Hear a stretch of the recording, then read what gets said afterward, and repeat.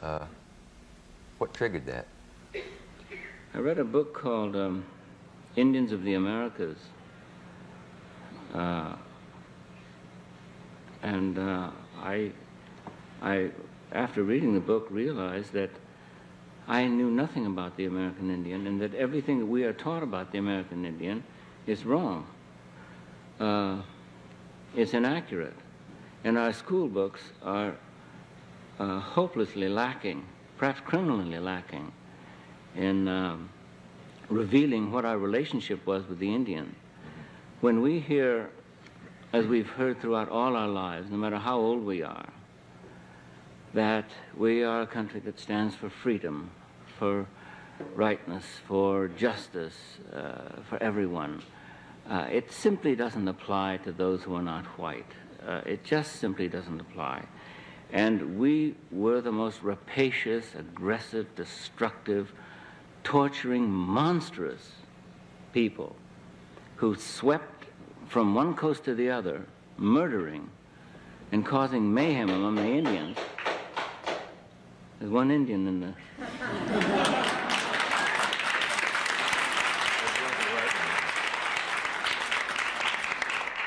But that isn't revealed, because we don't like that image of ourselves. We don't like to see us. We like to see ourselves as perhaps John Wayne sees us. And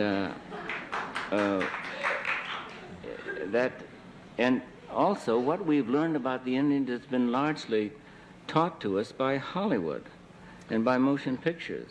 They have educated us. So we naturally believe that when the Indians came, that the wagon circled and the Indians rode around and subjected themselves to terrible fire and died at a ratio of 65 to 1. Both barrels of a shotgun would always get 2 Indians. Yeah, and that wasn't the way it was at all.